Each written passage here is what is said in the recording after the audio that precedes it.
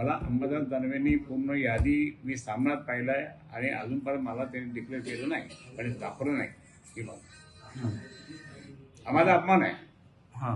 मी वरिष्ठ आहे, त्यापैकी शिवसेना नेता आहे, माझा अपमान आहे. तुम्ही असं म्हटलेलं होतं की रशीद मामूला तिकीट मिळू द्या, मी काय करतो. तिकीट मिळालं, बी फॉर्म मिळाला, त्यांची उमेदवारी घोषित केली. चंद्रकांत खैरेंची भूमिका काय?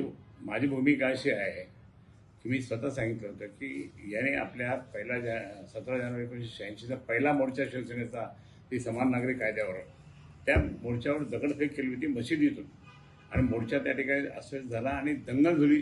8-10 दिवस दंगल चालली ती. मग अशा व्यक्तीला त्याच्यानंतर 1 महिना तो रासुकामध्ये पण गेला. मग अशा व्यक्तीला घेण्याचं काय कारण आहे? आपल्याकडे कोण माणसं नव्हते का? आपल्याकडे कोण? मी एकदा म्हटल्यानंतर सुद्धा त्या ठिकाणी अंबादास दानवेंनी ऐकलं नाही आणि त्यांनी तिकीट देऊन टाकलं. माझं स्पष्ट मत आहे की उद्धव साहेबांचा त्याच्यात काही संबंध नाही. उद्धव साहेब आणि आम्ही उद्धव साहेबांना त्रास पण देत नाही, कारण मुंबई महापालिका आम्हाला जिंकायची. मुंबई महापालिका महत्त्वाची आहे आणि त्यामध्ये ते बिझी असताना यांनी हा डाव साधला. हे सगळं तुम्हाला विचारून केलं जात नाही का? मला विचारलंच नाही अजिबात. मला ती यादी जी झाली ना, मी आज सामनात पाहिली.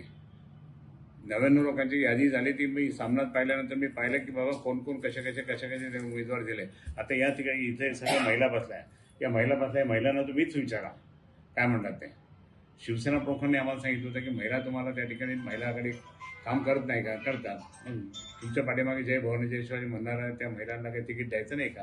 त्यांनी मुद्दाम धावलं. मग ही सगळी प्रक्रिया पूर्ण करताना तुम्हाला अजिबात विचारलं नाही.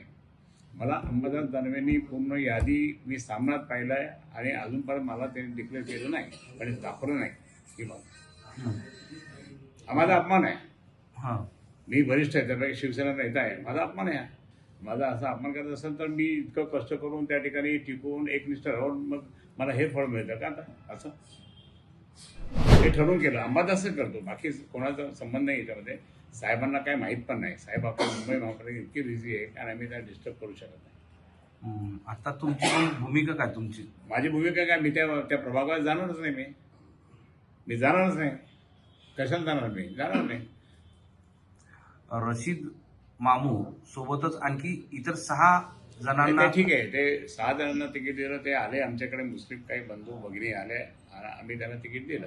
म्हणजे त्या भागातल्या नागरिकांनी सांगितलं मग येणार, त्यांची डिमांड होती म्हणून आम्ही दिलं. पण हे क्लिअर कर, त्या ठिकाणी सर्वसामान्य हे कार्यकर्ते आहे, हे दंगलखोर नाही आहे, ही परिस्थिती आहे.